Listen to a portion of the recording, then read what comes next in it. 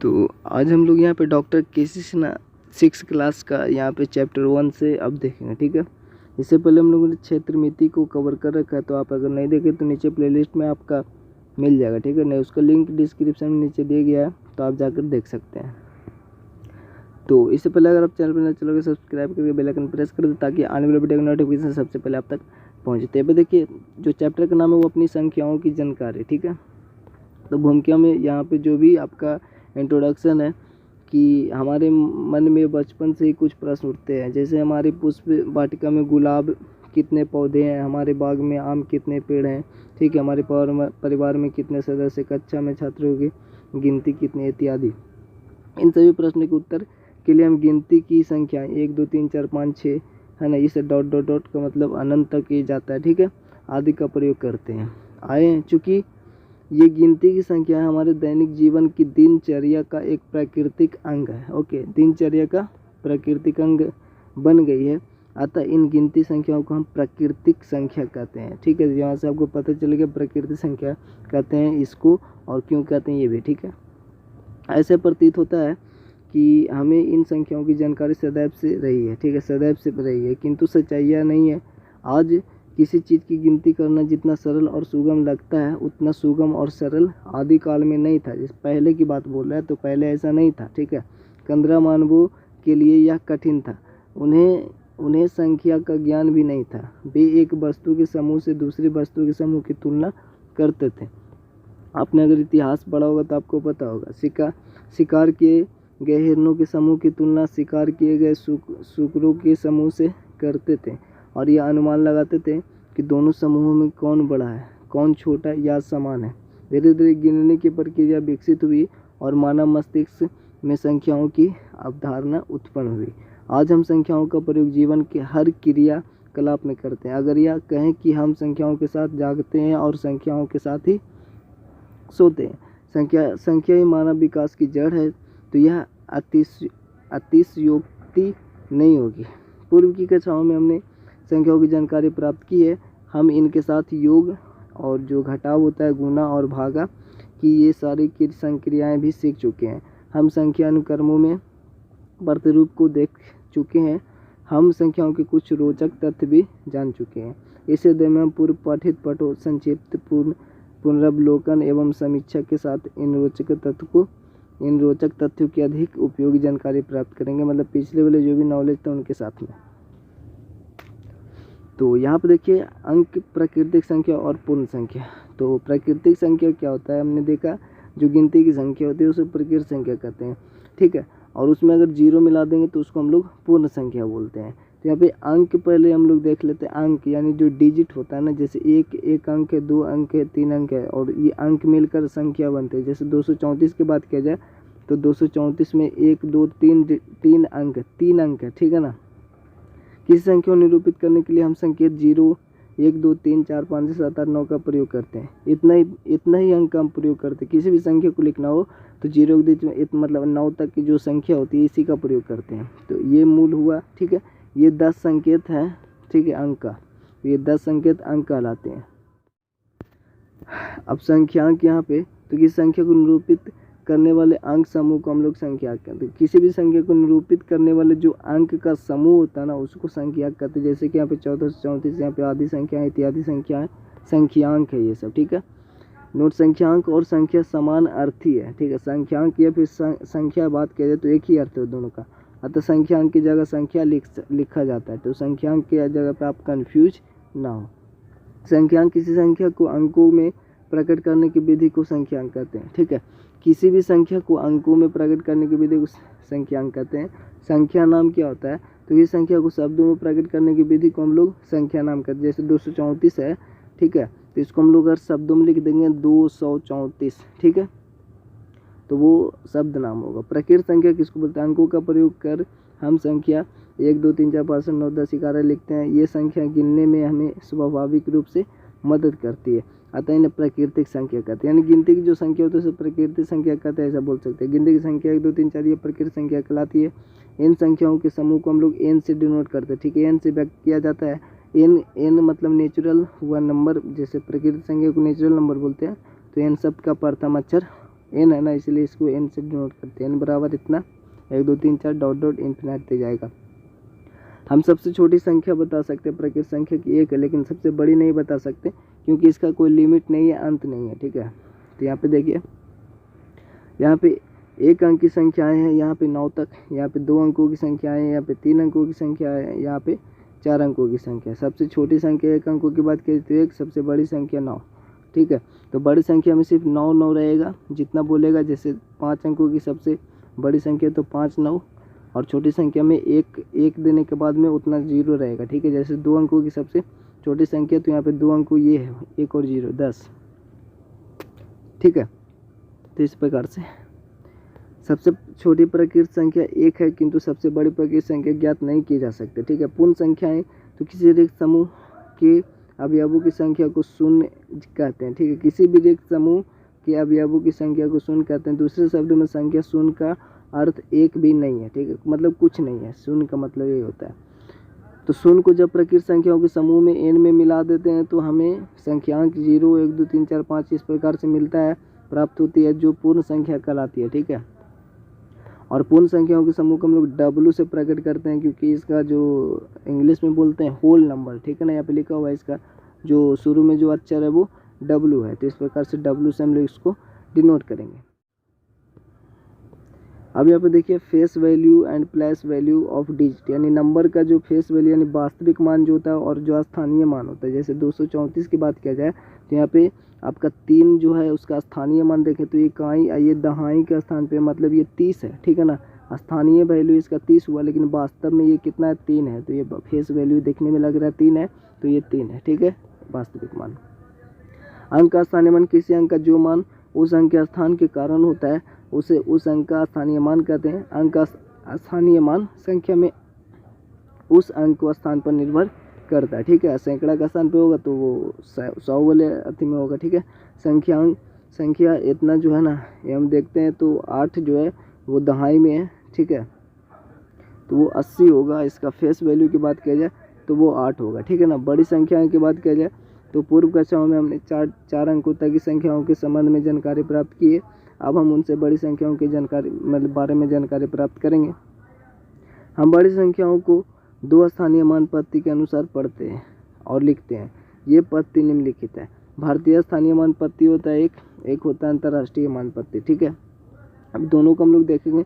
जैसे भारतीय स्थानीय मान पद्धति में किसी संख्या का संख्यांक में एक ही अंक को जो भिन्न भिन्न स्थान पर होता है, ठीक है, एक ही अंक जो भिन्न भिन्न स्थान पर उसका स्थानीय मान अलग अलग होता है। जैसे कि यहाँ 4541 है तो यहाँ पे 4 इकाई के स्थान पे 4 दहाई के स्थान पे है ना, और 1000 के स्थान पे है, ठीक है। यहाँ पे देख रहे हैं ये दहाई और ये 1000 के स्थान पे है, ठीक है। आप गिन सकते हैं इस प्रकार से इकाई, दहाई, सैकड़ा और ये 1000। तो यहाँ पे देख पा रहे होंगे स्थानीय मान तो आपका क्लियर ही होगा। तो ये भारतीय जो स्थानीय मान पद्धति है वो उसके अनुसार इसका नाम जो है वो निम्नलिखित हो सारणी में यहाँ पे नीचे दिया होगा। तो जैसे कि यहाँ पे भारतीय स्थानीय मान पद्धति में हम लोग सबसे पहले इकाई गिनते, फिर दहाई, फिर सैकड़ा, फिर 1000 और फिर 10,000, फिर लाख, फिर 10 लाख, फिर करोड़, फिर 10 करोड़, इस प्रकार से गिनते हैं, ठीक है। और ये हमारा जो सैकड़ा में आता है ये सभी, ठीक है ना, ये सैकड़ा जो है ना ये आवर्त बोलते हैं, ठीक है। और जो हम लोग कॉमा देखते हैं संख्या में दिया हुआ तो वो आवर्त के बाद ही होता है कॉमा, ठीक है। तो जैसे कि हमें यहाँ पे जैसे एक बड़ा संख्या लिख दी है इस प्रकार से, ठीक है, कुछ भी, तो कॉमा कहाँ पड़ेगा, पहले सैकड़ा, यानी इकाई, दहाई, सैकड़ा के बाद इकाई, दहाई, सैकड़ा, यहाँ पे कॉमा पड़ेगा। और भी संख्या लिख लेते हैं। फिर उसके बाद 1000 एक आवर्त बना है, ठीक है।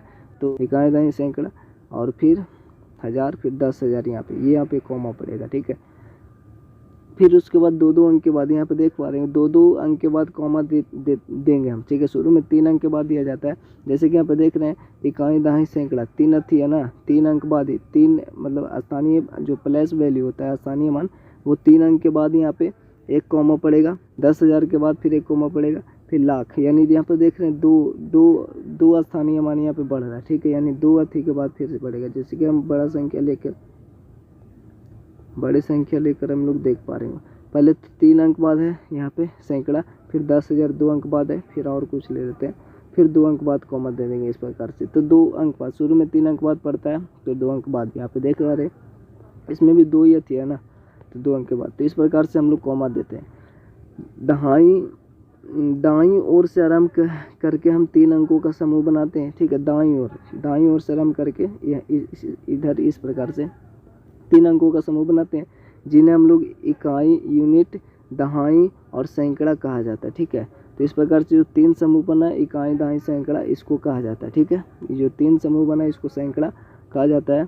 फिर कहा जाता है, यहाँ तक हुआ। दाईं ओर से बाईं तरफ बढ़ने पर अगले 2 अंकों को 1000 और 10,000 कहा जाता है। तो मतलब इसको 1000 और 10,000 कहा जाता है। देखिए 1000 और ये 10,000 कहा जाता है। तो इसको हम लोग इस प्रकार से 10,000 कहा जाता है। अगले 2 अंकों को लाख या और 10 लाख कहा जाता है, ठीक है।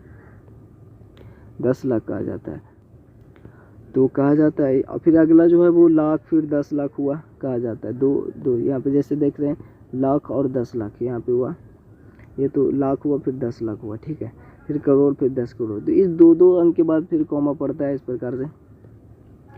तो फिर अगले 2 अंकों और जो करोड़ और फिर 10 करोड़ कहा जाता है। जैसे कि ऊपर आप देख पा रहे होंगे, आवर्त को आप देख पा रहे होंगे, ठीक है। तो ये समझ लें तो आप कॉमा देना भी कोई दिक्कत नहीं है। इसको समझने के बाद कॉमा आसानी से आप दे पाएंगे। करोड़ के बाईं ओर के आवर्त को अरब और खरब कहा जाता है, जिनके बारे में हम आगे की कक्षाओं में पढ़ेंगे, ठीक है। ये 6 क्लास का ना, तो इतना ही है। किसी संख्या में इतना को पढ़ने के लिए हम पहले आवर्त को कॉमा के द्वारा अलग करते हैं, ठीक है। वही जो आवर्त हो तो उसको कॉमा द्वारा, पहले 3 अंक के बाद कॉमा देंगे, फिर 2 अंक के बाद इस प्रकार से कॉमा दिया जाएगा, ठीक है। जैसे इस प्रकार से बांटा हुआ, इकाई में यहाँ सैकड़ा आया था, ऊपर देखे थे, फिर यहाँ पे 10,000 तक था, तो जो हज़ार में आता है, ठीक है ना, वहाँ पे हज़ार में आएगा। फिर ये लाख वाला में लाख, 10 लाख, फिर करोड़, 10 करोड़, ये करोड़ वाले आवर्त में आएंगे, ठीक है। और इसे निम्न ढंग से पढ़ते हैं, 29 करोड़ 37 लाख 65,438 पढ़ेंगे। तो इसका प्रसारित रूप जो होगा वो हम लोग इसको एकदम प्रसारित रूप में, इसको इकाई हुआ, दहाई हुआ, सैकड़ा हुआ, तो 400, ये फिर 1000 तो 5,000, 10,000 तो 60,000, ठीक है। ये लाख ना, तो 7 लाख, ये 10 लाख में आ जाएगा, तो ये 30 लाख आ जाएगा। तो इसी प्रकार से सभी होंगे। जैसे कि यहाँ पे देखिए, इकाई में 8 है ना, तो इकाई में 8 गुना 1 है, और दहाई में 3 है, तो 3 गुना 10 है, 30 हो जाएगा। सैकड़ा में है ना, तो 100 से गुना होगा 4 में, जितना में रहेगा उतना से उसमें, उससे जो फेस वैल्यू होगा उसमें उतना से गुना कर देंगे, ठीक है। 5 के बाद क्या जाए, तो ये आपका कितना में आता है, 1000 में, तो 5 गुना 1000 होगा, तो 5000, ठीक है। अथवा यहाँ पे इस प्रकार से लिखा हुआ 2 गुना 10 करोड़, तो वही चीज़ लिखा हुआ है यहाँ पे। या फिर अथवा यहाँ पे साफा लिखा हुआ है, इकाई तो 1 लिखा हुआ है यहाँ पे, और दहाई तो गुना में 10, यहाँ पे शब्द में लिखा हुआ था, यहाँ पे इस प्रकार से डाटा में लिखा हुआ है। अंतर्राष्ट्रीय स्थानीय मान पत्ती में हम लोग क्या होता है ना इसमें, तो जैसे कि हम लोग इकाई, दहाई, सैकड़ा, 1000, 10,000 पढ़ते हैं, फिर लाख पढ़ देते हैं, ठीक है। लेकिन वहाँ पे अंतर्राष्ट्रीय पत्ती में लाख नहीं, उसको हम लोग 100,000 बोलेंगे। और जब यहाँ पे 10 लाख की बात आएगा, तो 10 लाख बराबर 1 मिलियन होता है, तो हम लोग 10 लाख को 1 मिलियन बोलेंगे, ठीक है ना। आप याद रखना, 1 मिलियन बोलेंगे, ओके। तो संसार के बहुत से देशों में भारतीय स्थानीय मान पत्ती से भिन्न स्थानीय मान पत्ती प्रयोग की जाती है, जैसे अंतर्राष्ट्रीय स्थानीय मान पत्ती कहते हैं, यानी आउट ऑफ अपना जो इंडिया है उससे बाहर में। इस पत्ती में हम इकाई, वंश, 1000 को मिलियन, बिलियन एवं ट्रिलियन इत्यादि का नाम देते हैं, ठीक है ना। मतलब इस प्रकार से पढ़ेंगे, मतलब मिलियन बिलियन जो है ना आपका, ट्रिलियन, तो इस प्रयोग करते हैं, वो सब का प्रयोग करते हैं। यहाँ भी हम दाईं ओर से आरंभ करते हैं और संख्या के अंकों को 3 अंकों के समूह में लिखते हैं, जैसे कि निम्न सारणी में दिखाया गया। तो यहाँ पे देखिए खाली 3 अंक। देखिए अंतर्राष्ट्रीय पत्ती में आपको, जैसे कि हमने उसमें पढ़ा था क्या, जैसे यहाँ पे सैकड़ा था, फिर 1000 था, फिर लाख था, फिर करोड़ था, ठीक है ना। तो वहाँ ये इंडिया वाले जो होता है आवर्त में इस प्रकार से होता है, इकाई, दहाई, सैकड़ा। तो यहाँ पे 3 अंक के बाद फिर 1000, 10,000, फिर लाख, फिर 10 लाख, करोड़, ये 10 करोड़, ये तो इंडिया वाला ही दिया हुआ ना, तो इंडिया वाला है। लेकिन हमारे जब इंडिया वाले यहाँ पे है, लेकिन जब अंतर्राष्ट्रीय होगा ना, तो वो मिलियन बिलियन में चला जाएगा। जैसे आगे हम देखते हैं, दाएं ओर से आरंभ करके हम 3 अंकों का समूह बनाते हैं, ये सभी इकाई, दहाई और सैकड़ा। तो ये अगले फिर 3 अंकों का समूह को हम लोग 1000, देखिए अगले 3 अंकों का समूह को बोल रहा है, ठीक है। तो यहाँ पे अगले 3 अंकों का जो समूह बनेगा वो 1000, 10,000, और ये भी 1000 में ही आएगा। एक्चुअली ये लाख जो है ना वो 100,000 के इक्वल होता है, आपको पता भी है, तो ये भी 1000 के इतने में आएगा, ठीक है। और ये जो 10 लाख है ना वो 1 मिलियन होगा, ठीक है। तो 1 मिलियन होगा, ये जो करोड़ है 1 करोड़ में 100 लाख होगा, मतलब कि 100 लाख को अगर हम 10-10 के समूह में बांटेंगे तो 10 लाख होगा, ठीक है। यानी 10 लाख तो 10 लाख मतलब 10 लाख बराबर 1 मिलियन। तो इसमें 10 लाख है ना 100 लाख तो मतलब 10 मिलियन होगा 1 करोड़ में, ठीक है। तो यहाँ पे जो कॉमा देने की बात आती है तो 3-3 अंक के बाद यहाँ पे कॉमा दिया जाएगा, क्योंकि 3-3 अंकों का यहाँ पे समूह बनाएगा। यहाँ पे लिखा हुआ तो ठीक है हिंदी में, ठीक है, कि यहाँ पे इकाई फिर दहाई फिर सैकड़ा 100 कहते हैं। अगले फिर 3 अंकों का समूह बनाता है, जैसे 1000 हुआ, फिर 10,000, फिर 100,000 होगा, ठीक है। वो लाख लिखा हुआ लेकिन लाख नहीं होगा। फिर 3 अंक का समूह बना ना, अब और 3 अंक है बाद में। फिर अगले 3 अंकों के समूह को मिलियन बोलेंगे, फिर 10 मिलियन बोलेंगे और फिर 100 मिलियन बोलेंगे, ओके। तो यहाँ पे 3-3 अंक के बाद आपका कॉमा देना होगा, ठीक है, अंतर्राष्ट्रीय। तो यहाँ पे देखिए अब हम इस जो संख्या है ना इसको अंतर्राष्ट्रीय स्थानीय मान पत्ती में लिखना चाहते हैं। इसके लिए हम समूह को कॉमा से पृथक करते हैं, ठीक है। तो और आवर्तों को अंकित करते हैं। तो यहाँ पे देखिए इकाई हुआ, 1000 हुआ और ये मिलियन हुआ। तो ये इकाई में 3 अंक है, ठीक है ना, 1000 में भी 3 ही अंक है, ठीक है। और जो आपका मिलियन है उसमें भी 3 अंक। इकाई दाएँ सैकड़ा 1000 10,000 ये 100,000 पढ़ेंगे। जब अंतर्राष्ट्रीय पत्ती की बात है तो हम लोग ऐसे ही पढ़ते हैं। फिर यहाँ पे 100,000, फिर इसको यहाँ पे जो 100,000 के बाद क्या आएगा आपका, जो जैसे हम लोग इकाई दाएँ सैकड़ा 1000 10,000 लाख नहीं बोलेंगे, इसको 100,000 बोलेंगे। इसको 10 लाख नहीं, इसको 10 लाख बराबर 1 मिलियन बोलेंगे, ठीक है ना। फिर आपका 10 मिलियन होगा, फिर 100 मिलियन होगा, इस प्रकार से होगा। और इस प्रकार को पढ़ते हैं 293 मिलियन, इसको पढ़ेंगे क्या, मिलियन में आ गया ये, ठीक है ना। 293 ये मिलियन हुआ, 765,000 हुआ, ठीक है। और ये 438 हुआ, इसको ऐसे पढ़ेंगे, ओके। तो प्रसारित रूप इसका वैसे ही होगा जैसे हमने पहले किया था। जैसे कि इसका अगर जैसे इसको लिखना होगा तो 8 गुना 1 होगा, 3 गुना 10, 4 गुना यहाँ पे 100 होगा। इसको लिखना होगा तो 5 गुना 1000 होगा, इकाई सैकड़ा 1000 ही होगा ना। और ये 10,000 तो 6 गुना 10,000 से गुना होगा।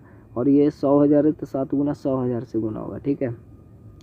तो उसी प्रकार से यहाँ पे मिलियन है तो ये 10 लाख से गुना होगा 3 में, और उसी प्रकार से आगे होगा, ठीक है। जैसे कि आप देख कर समझ सकते हैं, ठीक है, देख कर समझ सकते हैं। यहाँ पे आप लोग आपको इकाई दाएँ गिनना आते ही होगा ना।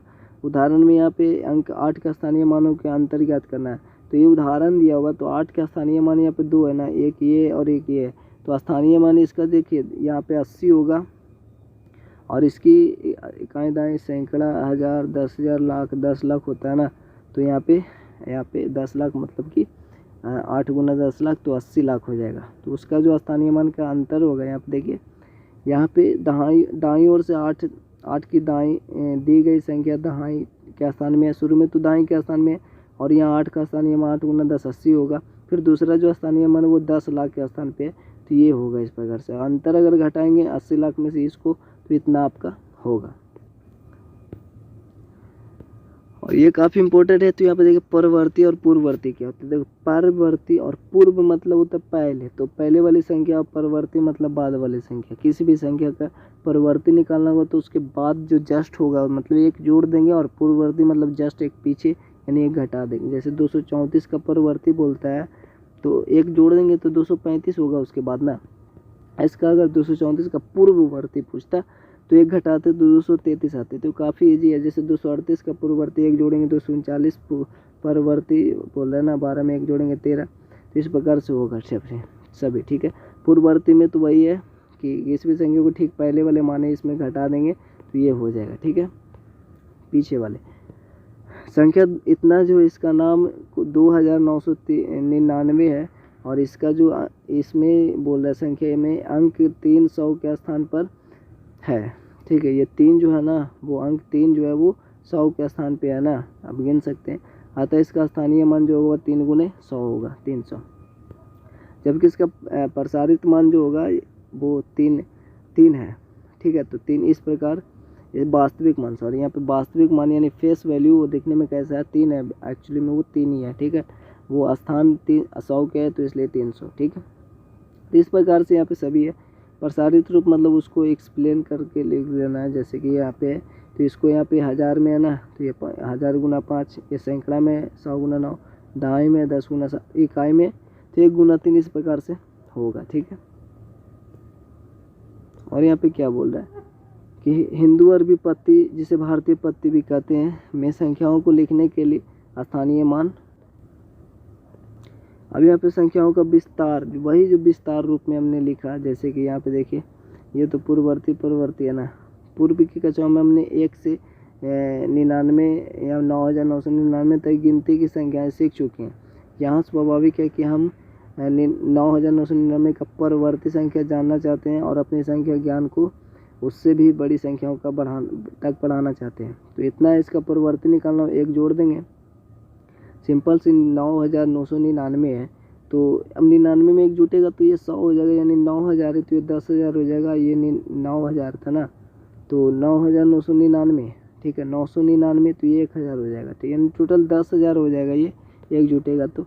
जैसे कि यहाँ पे देखिए लास्ट में देख लीजिए, यहाँ पे देखिए सभी में एक जुटा हुआ, ये 10 हुआ, इसमें भी एक जोड़ा, इसमें भी और इसमें भी जोड़ दे, तो ये सभी इसका परवर्ती हो गया। ठीक है ना, और यहाँ पे इन प्रतिरूपों के आधार पर हम तुरंत कह सकते हैं कि इसका जो परवर्ती होगा वो 10,000 होगा। ठीक है, तो इस प्रकार से यहाँ पे सभी है, सभी का परवर्ती यहाँ पे इस प्रकार से एक जोड़कर आप निकाल सकते हैं इजीली। ठीक है, तो चलिए अब हम लोग यहाँ पे क्वेश्चन को कवर करते हैं। ओके, तो यहाँ पे 1 का ए है, तो यहाँ पे देखिए इस वैसे ही यहाँ पे इसको आप खुद बना सकते हैं। निम्नलिखित संख्याओं की संख्या नाम लिखना ना, तो आपको पता है ये इकाई दाएं सैकड़ा हजार 10,000 है। ठीक है, सॉरी हजार में नहीं, इकाई दाएं सैकड़ा हजार में है, तो 3050 इसको लिख देंगे।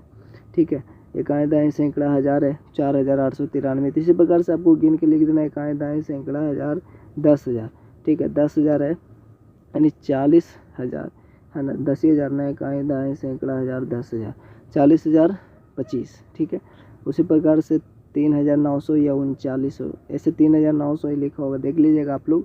और दूसरा में बोल रहा है जो भी आपका हिंदी में जो शब्द में लिखा होगा उसको नंबर में लिखना होगा, तो ये आप बना लीजिएगा। ठीक है, जैसे बोल रहा है आपको नंबर में लिखना तो आता ही होगा। तीसरा में 4 अंकों की सबसे बड़ी और 5 अंकों की सबसे छोटी संख्या का संख्याओं एवं शब्दों में लिखना है। तो 4 अंकों की सबसे बड़ी संख्या हमने बोला, जितना भी बड़ी संख्या रहेगा उसमें 9 रहेगा, 2 2 4 है, 4 गुना सबसे बड़ी संख्या। और सबसे छोटी संख्या की बात किया जाए 4 अंकों की, तो 1 पर हम लोग उतना शून्य दे देंगे, 3 को, तो ये 4 अंक हो गया ना, तो ये होगा। ठीक है, एवं उसको शब्द में लिखना तो अपने लिख लिएगा 9,999। ठीक है, 9,999।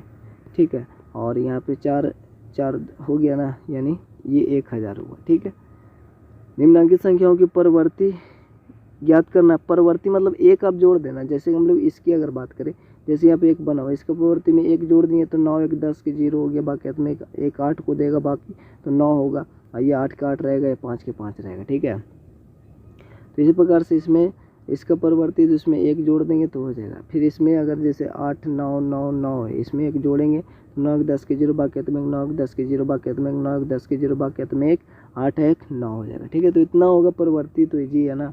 पूर्ववर्ती बोल रहा है तो पहले वाली संख्या 1 घटा देंगे, जैसे 1000 है 1 घटाएंगे ना, ऐसे 1000 है ना, उसमें से 1 घटाएंगे, माइनस करेंगे, तो ये तो 5 चलेगा इससे, इसके पास नहीं है तो इससे, और इसके पास नहीं तो इससे लेगा, तो ये 10 होगा, ये इसको देगा तो ये 10 होगा, ये इसको देगा तो 10 होगा, 10 में से गया 9। अब ये इसको दिया था, ये 10 था ना, 1 इसको दिया तो 9 बचा, ये भी 1 इसको दिया तो 9 बचा, ये तो इससे लिया तो 1 था, इसके पास कुछ नहीं बचा, यानी 999 बचा। ठीक है, तो इसी प्रकार से सभी में 1 घटा देना, आपको आंसर मिल जाएगा।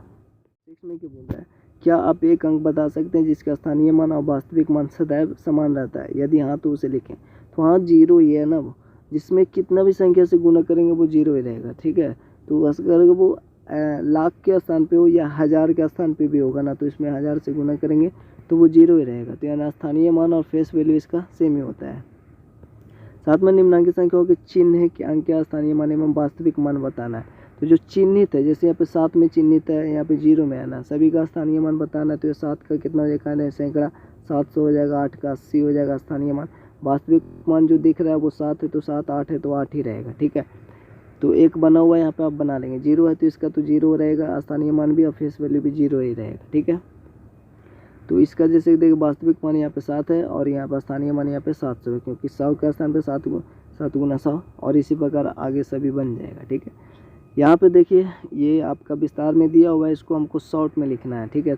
तो 5 यहाँ पे लिख देंगे, 5 गुना 5, ये 7 गुना 70, यानी दहाई के स्थान पे, तो दहाई का स्थान पे नहीं दूसरा स्थान पे आएगा।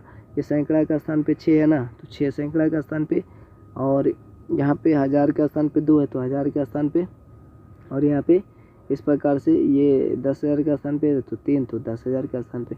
या फिर आप इस सभी को जोड़ भी सकते हैं इस प्रकार से ना, ये है ना 10 से गुना होगा तो 30,000 हो जाएगा ना इस प्रकार से, और उसके बाद फिर ये 2,000 हो जाएंगे, ठीक है, और उसके बाद ये 600 हो जाएंगे, और उसके बाद ये फिर उसके बाद 70 है ना, उसके बाद 5 है। तो इस प्रकार से हम जोड़ देंगे ना तो वही चीज़ आएगा, ठीक है, वही चीज़ आएगा। तो आप किसी भी प्रकार से इसको बना लीजिएगा तो आपका ये इसी प्रकार से आगे बन जाएगा, ठीक है। और यहाँ पे 9 में निम्नलिखित संख्याओं को विस्तार रूप में लिखना है, जैसे हमने अभी शॉर्ट में लिखा उसी प्रकार से विस्तार में लिखना है। तो यहाँ पे 5, जैसे कि इसका लिखा हुआ है, इकाई दहाई सैकड़ा 10,000 में है तो ये 10 से गुना, या 1000 में है तो 1000 से गुना, सैकड़ा में है तो 100 से गुना उसमें, और 6 जो है दहाई के स्थान में 6 गुना 10, इकाई के स्थान में तो 5 गुना 1। तो इसी प्रकार से आपको ईजिली बन जाएगा, ठीक है, सभी इसी प्रकार से बनाना है।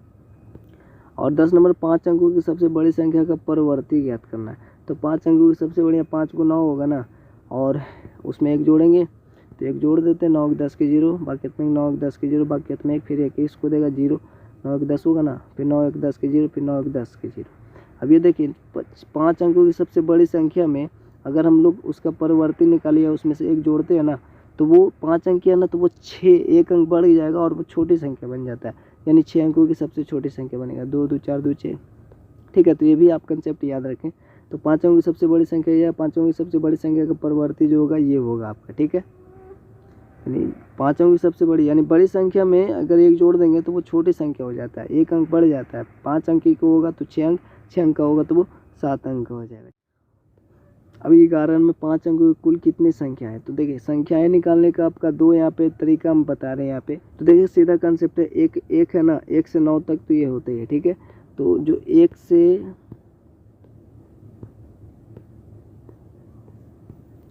9 तक ये टोटली संख्या होता है। तो हमको यहाँ पे अगर निकालना हो, हमें यहाँ पर देख छोटा है ना, ये छोटा 1 अंकों की है, ये छोटा है, तो हम इजीली बता सकते हैं 1 से 9 तक तो 9 संख्या होगा टोटल 1 अंकों की। तुम निकालेंगे कैसे, ये सबसे बड़ी संख्या है ना, और सबसे छोटी संख्या ये है 1 अंकों की, उसमें से घटा देंगे तो कितना बचेगा 8, और उसमें 1 जोड़ देंगे तो कितना आ जाएगा 9 आ जाएगा। तो ये एक कंसेप्ट हुआ, इस प्रकार से अभी आप निकाल सकते हैं, ठीक है, ठीक है। तो उस प्रकार से भी निकाल सकते हैं, या फिर आपको एक नियम और है यहाँ पे, जिस प्रकार से बना 5 अंकों की कुल संख्या निकालना है।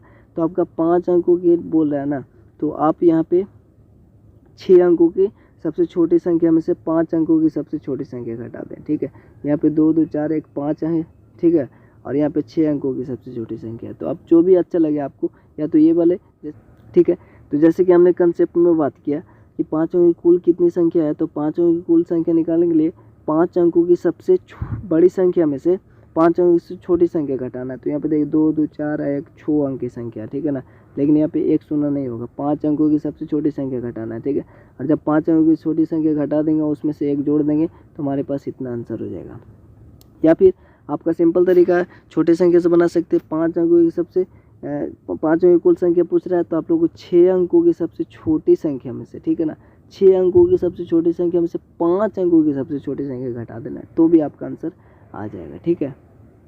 जैसे कि अगर हमसे पूछा यहाँ पे 10 से लेकर कितना होता है टोटल, आपका 2 अंकों की संख्या 99 तक होता है। हमसे यहाँ पे पूछा ना कि 2 अंकों की कुल टोटल कितना संख्या होता है, तो हम लोग क्या करेंगे, वैसे अगर हम निकालें यहाँ पे 99, तो 99 आपका 2 अंकों की सबसे छोटी संख्या में से, और यहाँ पे 2 बड़ी संख्या में से 2 अंक की सबसे छोटी संख्या घटाएंगे तो कितना बचेगा 89, ठीक है, 89, और 1 जोड़ेंगे तो कितना हो जाएगा 90 हो जाएगा, ठीक है। तो इस प्रकार से भी निकाल सकते हैं, बड़ी संख्या में से छोटी संख्या घटाकर उतना ही अंक का, ठीक है। और या फिर आप यहाँ पे छोटी संख्या भी लिखा सकते हैं, 2 अंकों की सबसे छोटी संख्या कौन होगा, तो 2 अंकों की पूछ रहा है, तो 3 अंकों की सबसे छोटी संख्या कौन होगा, 100 होगा, और उसमें से 2 अंकों की सबसे छोटी संख्या घटाएंगे तो कितना आएगा 90 आएगा, ठीक है ना।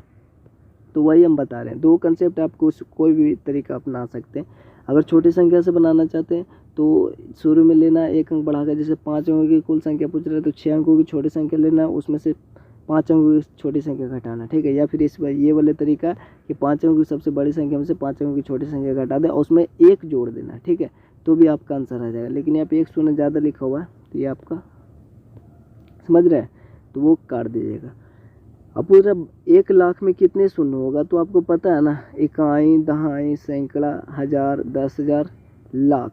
1 लाख हुआ, 2 2 4 1 5 शून्य हुआ ना, तो ये 5 शून्य आप यहाँ पे आंसर हो जाएगा। अब बोल रहे कि अंकों को पुनरावृत्ति किए बिना 6 अंकों की सबसे बड़ी संभव संख्या ज्ञात करें जिसके सैकड़े का स्थान पे ना होना चाहिए। अब यहाँ पे ध्यान दीजिए कि पुनरावृत्ति का मतलब रिपीट नहीं होना, ठीक है, रिपीट नहीं होना। 6 अंकों की हमको सबसे बड़ी संख्या लिखना है तो हमको अंक है जो है, हमने अंक के बारे में पढ़ा, वो भी सबसे बड़ी बड़ी लेना पड़ेगा, ठीक है। तो हमें तो 9 तो बोल रहा है कि वो सिर्फ सैकड़ा का स्थान पे होना चाहिए, ठीक है, तो 9 को हटा दें। फिर 9 से फिर अगर संख्या में देखें तो बड़ा कोने 8 है तो हमने 8 लिख लिया, ठीक है।